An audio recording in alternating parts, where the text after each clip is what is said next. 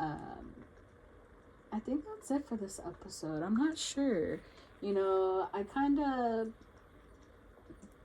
don't want to go too hard on my trauma, man. Like, that's the one thing. It's like, dear diary. I don't know. We'll see what happens. I'm going to try to upload it and see what we can work with and go from there. I'll tell you all about it when I see you again. When I see you again. Yeah. Man, oh no. The planes. Today, I'm here as a husband, a father, a son, a brother, a 25-year Navy veteran, and a citizen of Santa Maria.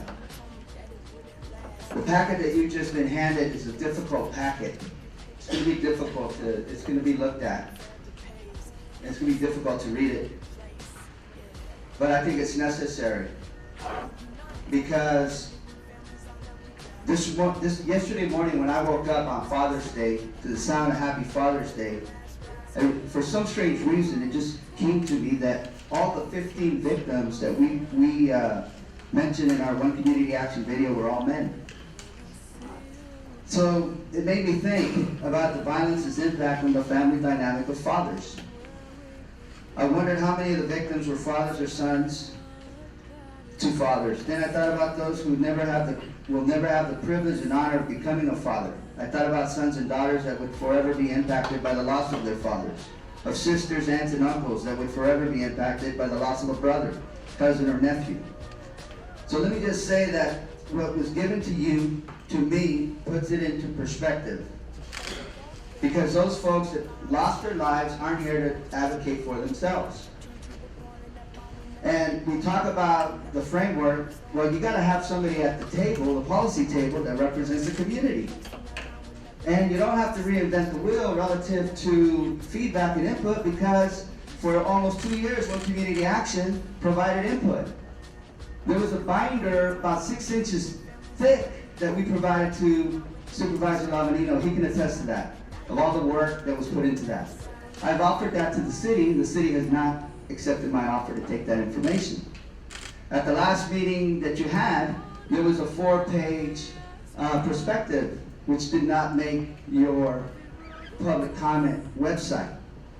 And that perspective was important because it showed how to collect data. It showed how Santa Rosa does it. Santa Rosa begins by addressing what is gang affiliation? What does that mean? And so if we're not willing to look at ourselves, if the policy team is not willing to look at how it has failed the community, going to talk to 120 young kids is certainly not going to give you the answer that you're looking for. It's going to give you feedback. So now I'll tell you this. I got a knot in my stomach.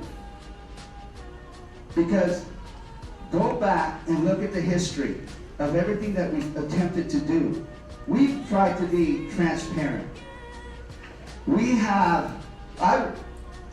To the day, I wrote a letter a year ago to the city council when they were trying to decide what type of position to get. And it's being passed around right now.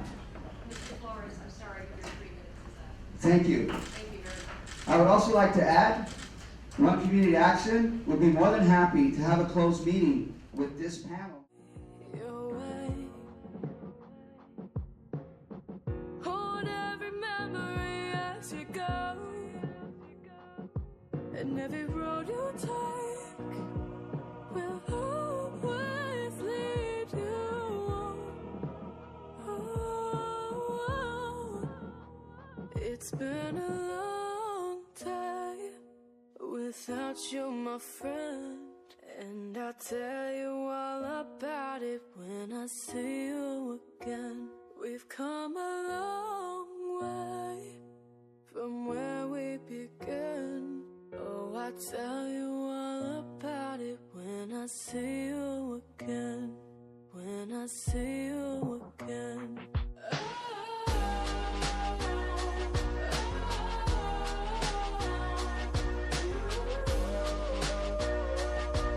I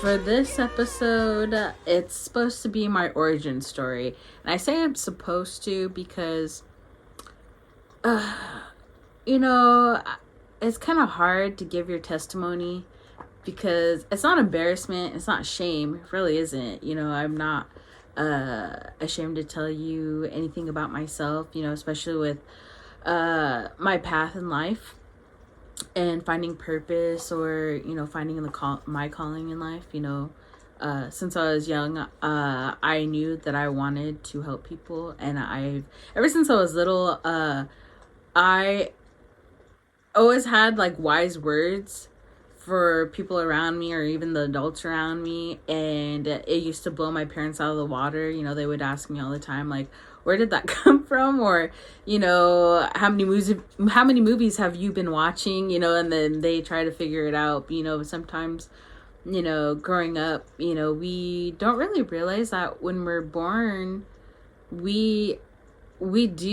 children are innocent. They're gonna say, you know, the truth, you know. And one thing I have learned, you know, there's two things that are true in this life. You know, you could walk in the truth, or you could walk in a lie. You know, the whole saying, growing up, my elders, or you know, people older than me, used to tell me, you know, you could walk the walk, but you could talk the talk, but can you walk the walk? I have to ask my pops about that one.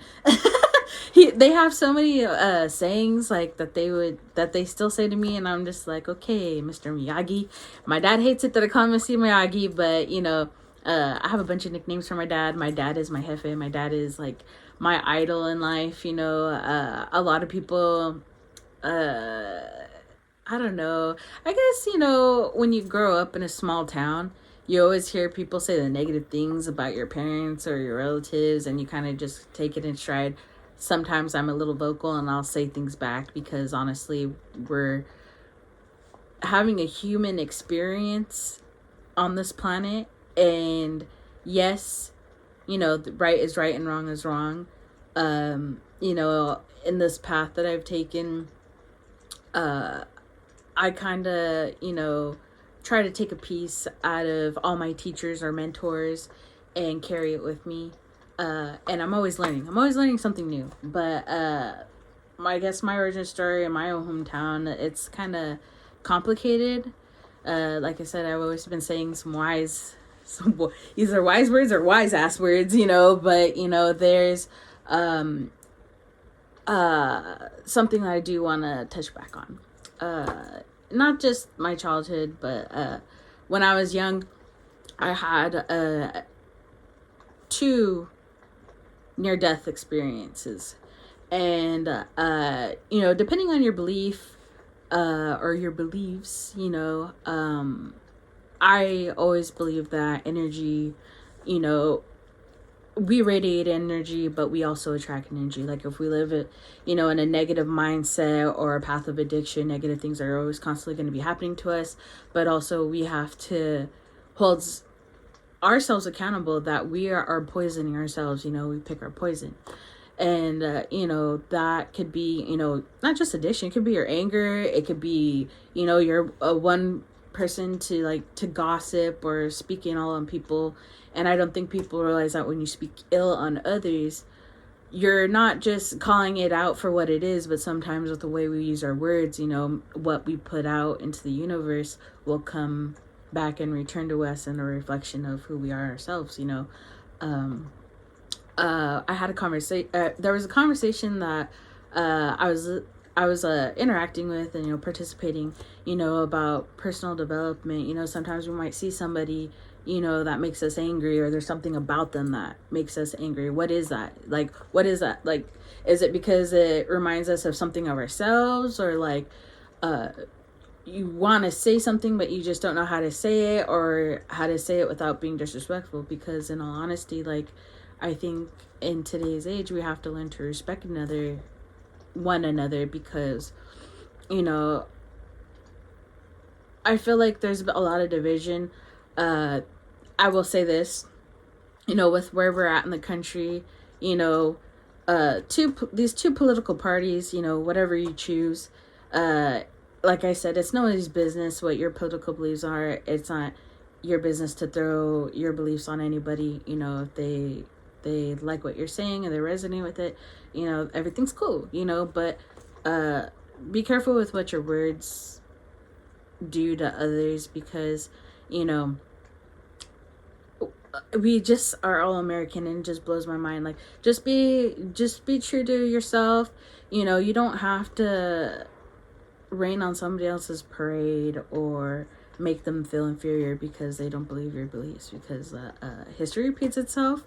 And just keeping an eye on where we are in today's like in laws or just knowledge in general, you know, like, you know, people are gonna have their differences, but it's up to us to unite as a people, you know, as neighbors, and be there for one another, because ultimately we're living this together, you know, especially small towns, large towns, it doesn't matter, you know.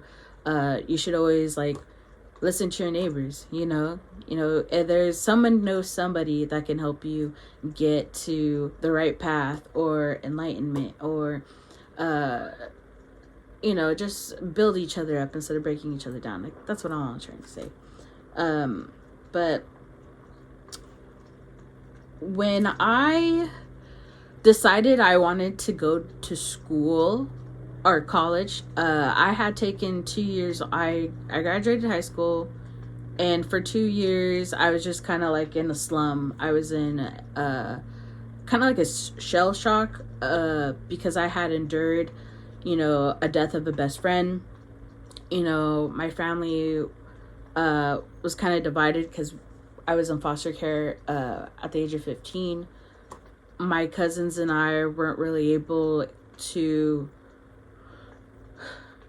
have a childhood that we deserved. You know, we were in survival mode. You know, my parents were, you know, handling things the best they knew how. My mother was taking care of her mother. She was her caregiver, you know, when I was in foster care, and it took her a long time to find somebody to replace her to gain custody of us. And my mom is one of my idols. Like, that to me, my mother is Wonder Woman.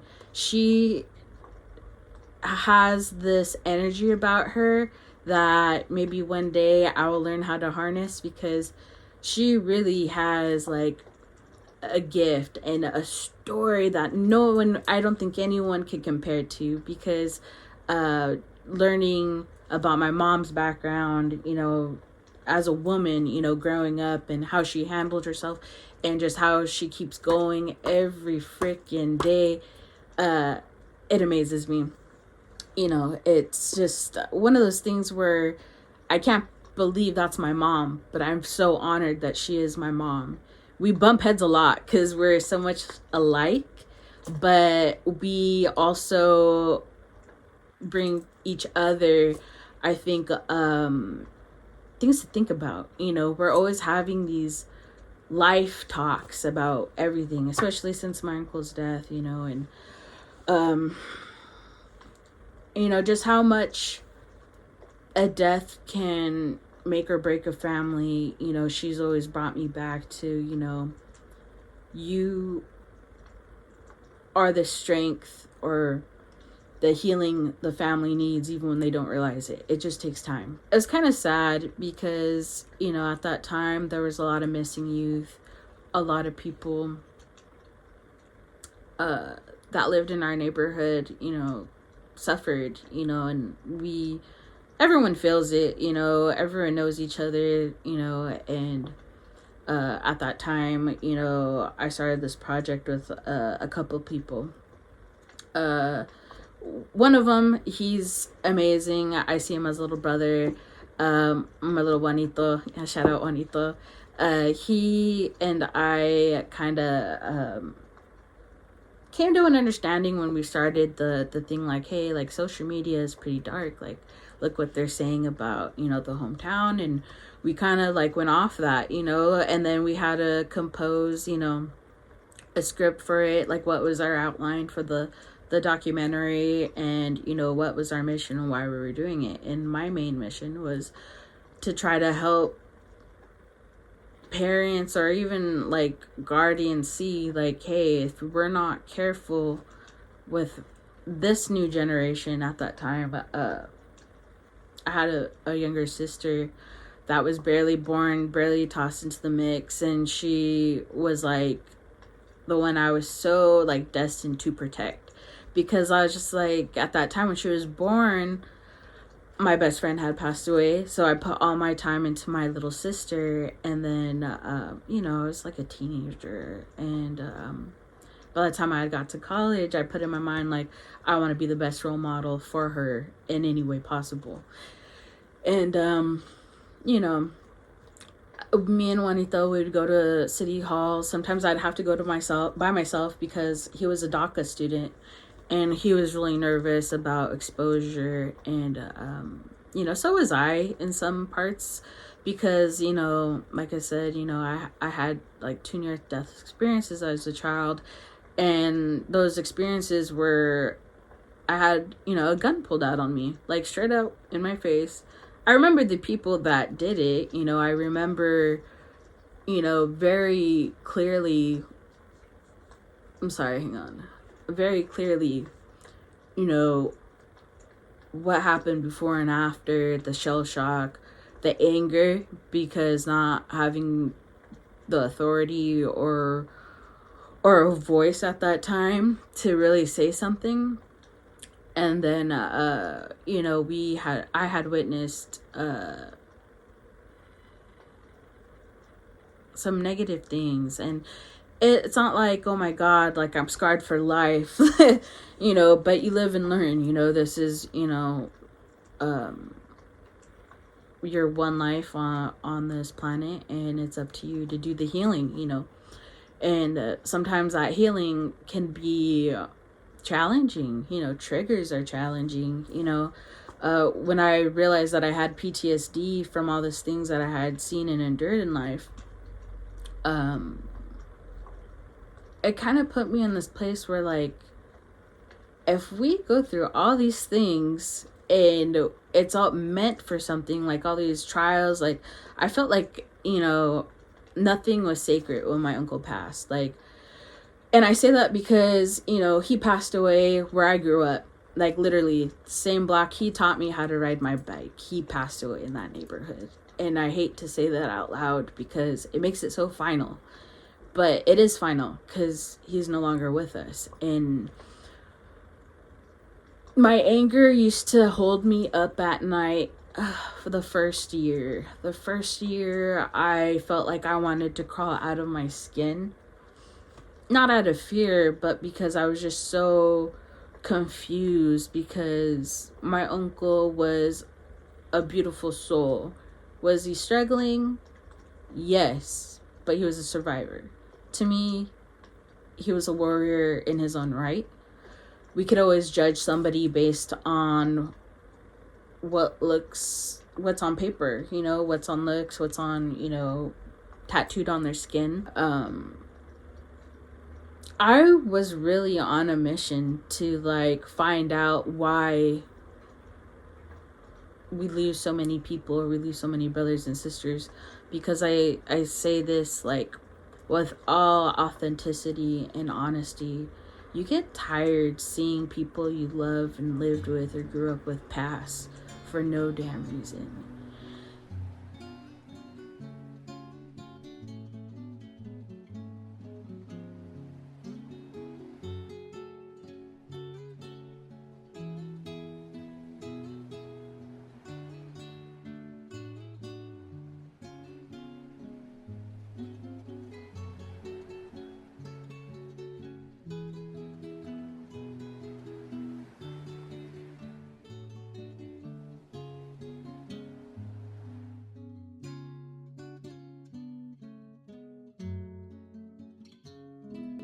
This anger tree, it's called the poison tree, actually.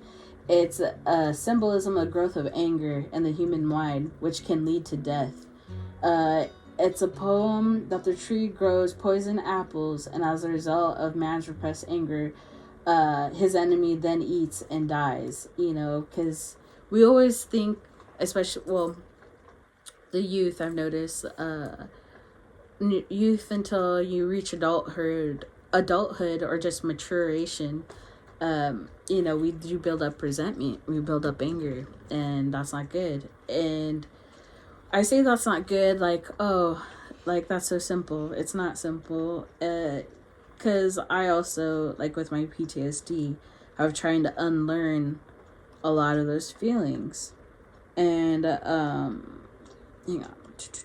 There is a page that I highlighted in here. It is called The Circle of Fire by Don Miguel Ruiz.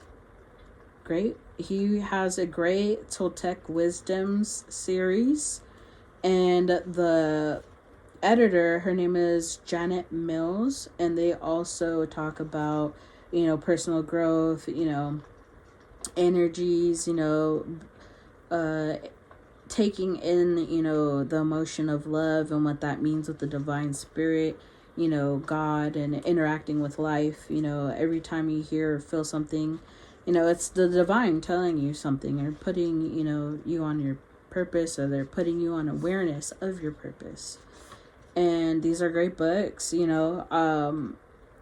talk about multi-dimensional choices in time, like how when you're trying to unlearn these emotions that you desperately hold on to,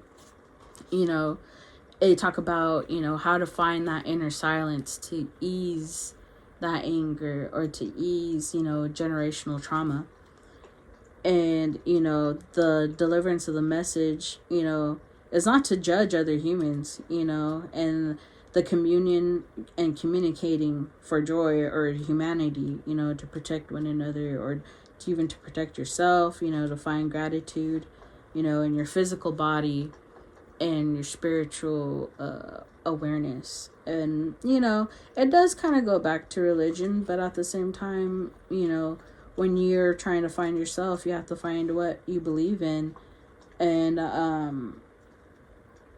this is the page. Okay, the page is page 20. And this is so true. And I want you just to resonate it with this, and then I'm going to jump into just books that I want to recommend, because, what's knowledge without resources, right? So in this one, The Circle of Fire, page 20, it starts, evil is just the result of believing in lies. All human suffering is the result of believing in lies. And if you come down to the end of the page, it says, to recover awareness is to see life the way it is and not the way we want it to be. To be aware is to see what is truth and not what we want in order to justify the lives we live. If we practice awareness, then the time comes when we master awareness. And when we master awareness as a habit, we always see life the way it is and not the way we want to see it. Then we no longer try to put things into words or explain what we perceive to ourselves. Instead, we use words to communicate with someone else, knowing that we're communicating is just our point of view. And I'm jumping another paragraph. You are created to perceive the beauty of creation and to live your life in love. But if you cannot find the love inside you, the whole world can love you, but it will not make a difference in you. And I got this from Five Below. So there's always ways to find improvement or find enlightenment. And you don't want to lose yourself in translation, I guess, is what I'm trying to say here. Me, I'm always researching. School doesn't end when you graduate from any school. Life is still going to teach you things, especially things that you think that you healed from. It'll just keep recycling until you really obtain that knowledge and feeling, because you can't just talk about it, you have to be about it. And I was trying to find out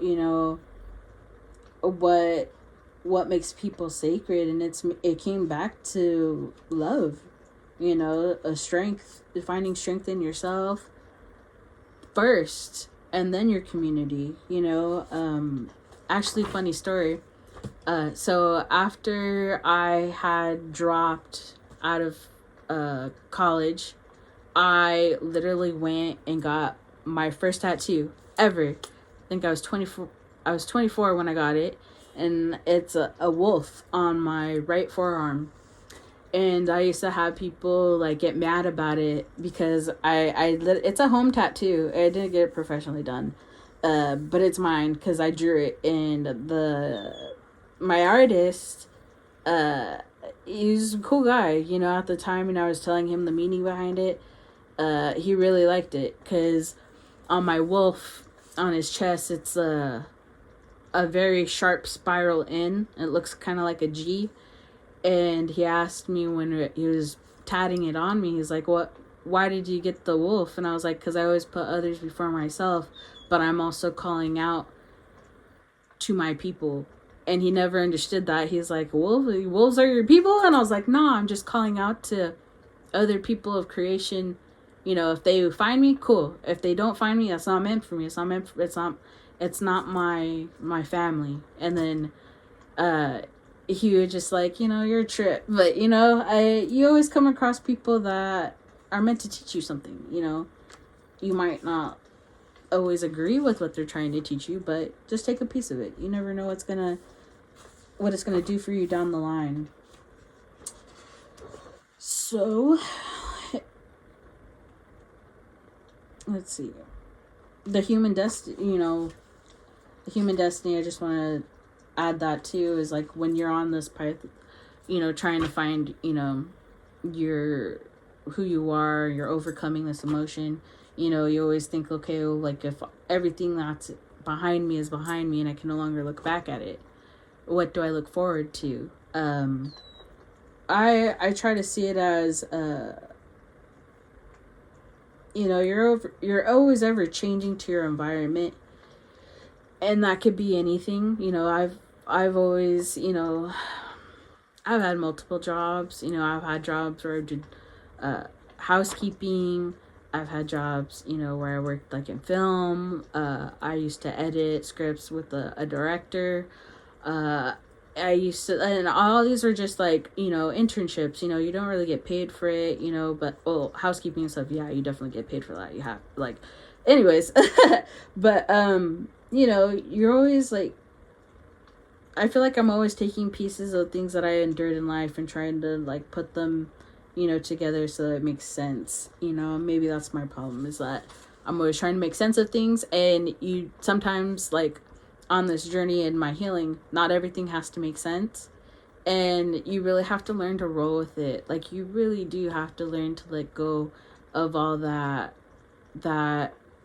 like keeps you still in your emotions, you know. Like, emotions, you know, I feel like, you know, it's really common sense for people that grow up in like a loving home or a privileged background where you never had to want for something.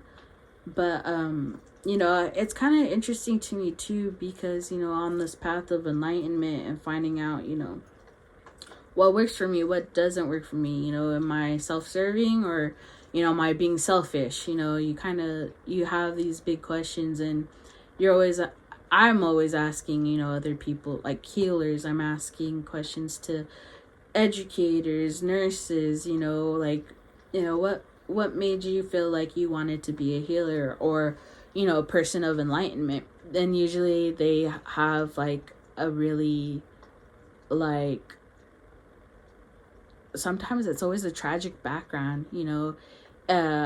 It's always there's this book I used to read, like when my brother was really into like wrestling when we were kids. He bought this autobiography book. It's Eddie Guerrero's autobiography, Stealing Lives and Cheating Death, and it's a freaking good book. Like, even if you don't like wrestling, just to read it from his perspective on what his challenges and representing the Latino community, you know, and trying to remain true to himself, and that drive and passion, and then like what it did to him, and then, like, you know, it's like getting off tangent a little bit, but, you know, there's always like these people that have these tragic backgrounds, and it's always goes back to death, and it's kind of weird. So, like I was saying, for this, the Circle of Fire, like it touched something that literally, like, when I finished this book, I was like, what a trip, you know, like what this book kind of like explained a cycle that I was going through. Oh, don't do this to me.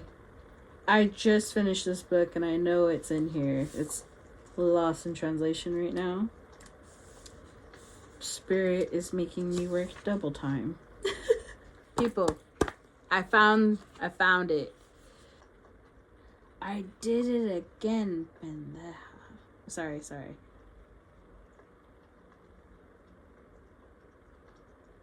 Is it our choice to be angry or jealous? Is it our choice to say things that we don't want to say and later feel guilty because we said this? It is our choice to do things that we don't want to do and then feel guilty because we did it. Is that really free will? And then he goes to say, the only choice is love, joy, and happiness. If we don't make that choice, we don't have the power to make the choice, which means that we no longer have free will, but we can recover free will. It is difficult to recover unless we want to make it difficult. If our life is not working, it is because of us. It is not because life is hard. If our relationship is not working, it is because of us. We cannot blame the outside. And he's right. We can't. And then his story is, there was a time where Miguel had forgotten who he was. He didn't know who he was, and he felt the need to justify his existence. Was in high school. He took a philosophy class. The teacher said that thousands of philosophers and thinkers have tried to explain the meaning of life, and the teacher, spoke with authority that they believed him. He had told them that if they find the meaning of life, only if you find the meaning of life can you find happiness. And he thought it was a lie, but it sounded good and he believed him, but he tried to find the meaning beyond that to justify his existence. And he couldn't die without knowing why he ever existed, And then he got lost in the importance of personal importance. And then, he talks about meeting the greatest love of his life, and the teacher is the angel of death, and how beautiful she was, and he used to dream about her. But that's his mythology, the angel of death was his teacher and lover. And that it sounds crazy to say, but like he explains it that this union that he carried with him until he got married, it wasn't that, you're ready. He was ready and he had nothing to lose, and that's why he believed in this entity so badly. But it was because she was guiding him to God, to his creator, to manifesting, a future instead of clinging to the past. And I think that's a beautiful thing, that this man, in his path of enlightenment, he knew that, that every person has this type of metaphysical, mental battle where you're like, what is my purpose? And the one thing that I do know is that there is an end. Ooh, shit. That there is an end. But that he created us to be storytellers, to be dreamers. Page 97 of The Circle of Fire, he talks about a union, the wedding day between you and your creator, and fulfilling those dreams, that you have inside you. And that, I'm paraphrasing because I don't want to bomb this, but, just wake up. He basically essentially like he kind of puts you on this path that every day is like your wedding day. And I know for guys are like, wedding day, what? But no, like it is, because you have to take care of finished business, and you have to tell people in that moment, I love you, or it's hard to love you. And that's hard. Like, he doesn't say that, but it gets my mind turning to thinking, a lot of people, when they're thinking about, their path in life, or have they found it yet, I'm always struggling, like, have I found my path yet? And it hasn't ended, because, you don't really know until your story's ended, and you won't know until that time and day comes, and, that it is true. You have to learn how to take care of unfinished business, but you have to learn to lay it down where it lies. And that's hard, that's a hard part of healing, and then to be happy, you need to be forgiven by you, and you need to feel that you are forgiven, because if you're not, if you don't have that feeling, I don't think you're really understanding and obtaining what you are enduring, in your struggle, in your path of survival, or, you're exiting existing, and now you want to live, like, that's the thing, there's no right answer. Everyone's meaning and path in life is different. And, I say this unto, a person who is, on their path of enlightenment, you have to learn what you want to suffer through. You could suffer, in your gossiping energy, you can suffer in alcoholism, you can suffer in your addictions, but you have to learn the lesson. And if you can't learn the lesson, you need higher help, and higher help is hard to learn to accept. It's hard to find footing if you don't have a good support group, because in my path, I've come across people who have no one, their whole family passed, or it's just them. They don't have relatives that can reach out and take them in, and that's something that, it takes a strong individual. Like, you have to be the divine's warrior. You have to be the creator's warrior for you to want to keep going and pushing, to do better, and, don't let nobody suck that drive out of you. That's another thing that's very frustrating. Like, me and, like, many other students that I've come across and we've talked, there are gatekeepers. There's gatekeepers everywhere, but do you want to let that hinder you? Is that really the barrier? Because you could always go outside your community and reach out. Like, when I had left my hometown, I went and I reached out to Sundance and wanted to do photography there, and it's so accessible. All you got to do is start your own, like, first, you could use personal email if you'd like. I would prefer, I've been taught, like, in school and, just out in the world learning from others, start a business email and go from there. And, logos, access to communicate, you need all those things to really advocate for yourself, especially like young creators or content creators. Like, I have younger siblings and relatives, sorry, that was disgusting, that are so gifted. They knit, they crochet, they can make bomb food, treats, and, I tell them too, always, strive to what's going to make you money, what's going to invest in yourself, and you have to learn to invest in yourself, because, as someone that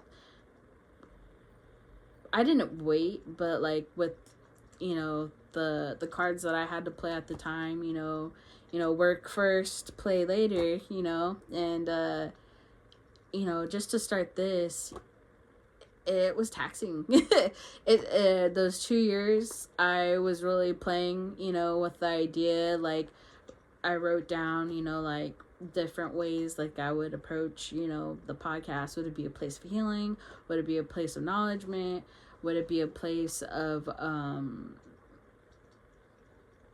like an open room for conversation? Like I would love to to talk and like get other people's opinions, or like it does not bother me if you tell me your audio sex dick. It does. But I'm working on that. Thank God for Bluetooth items. I am working on better mics. Those are coming in hopefully sooner than later.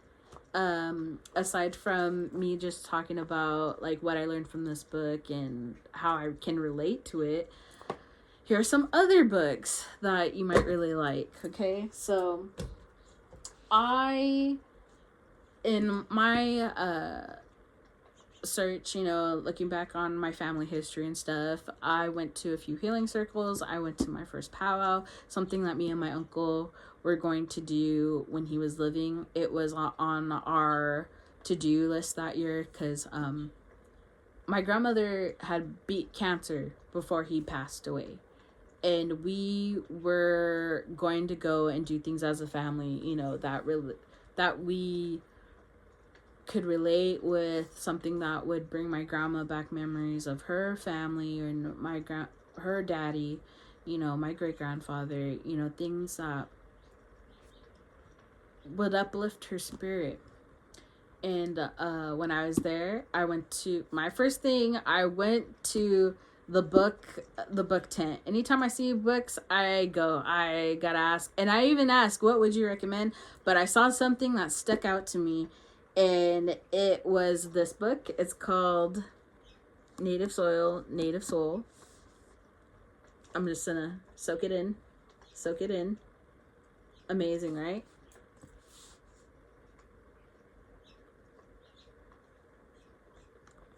Hit him up on Amazon Prime and tell him you want this book on Amazon Prime, because I cannot find it on Amazon Prime.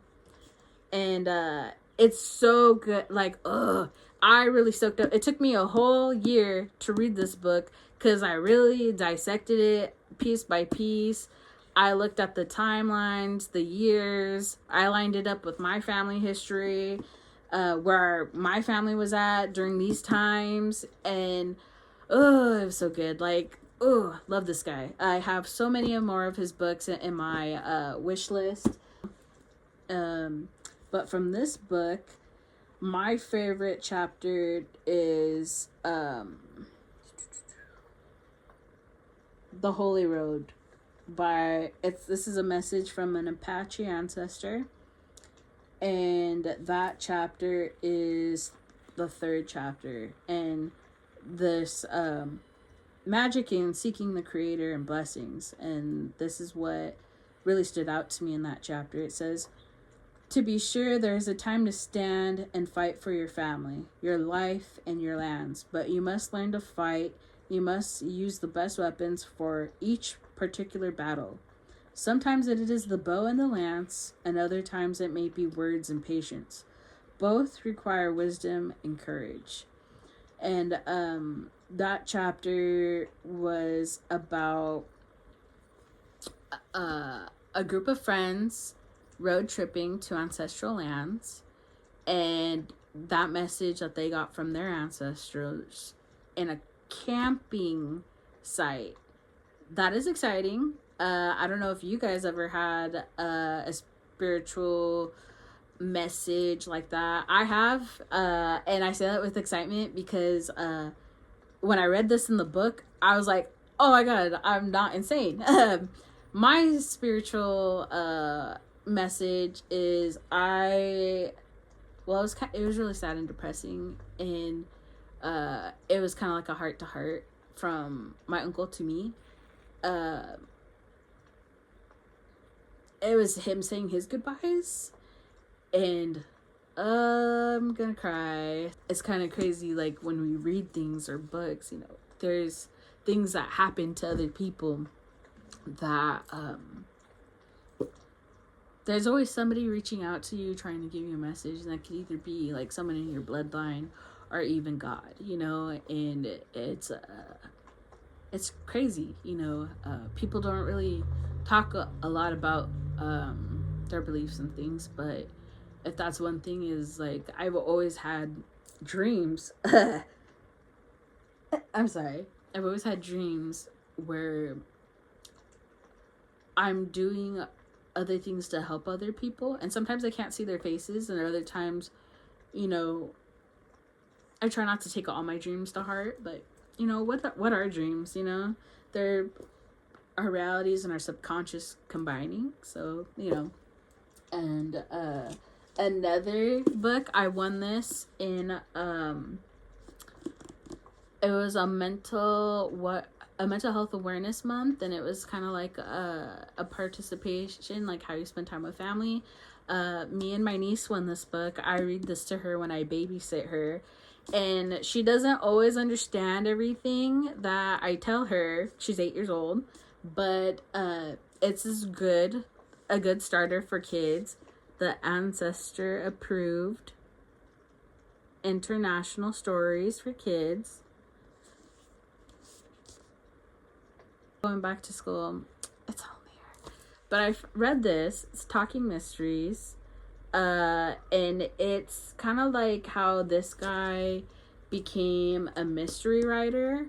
And his name is Tony Hillerman and Ernie Below.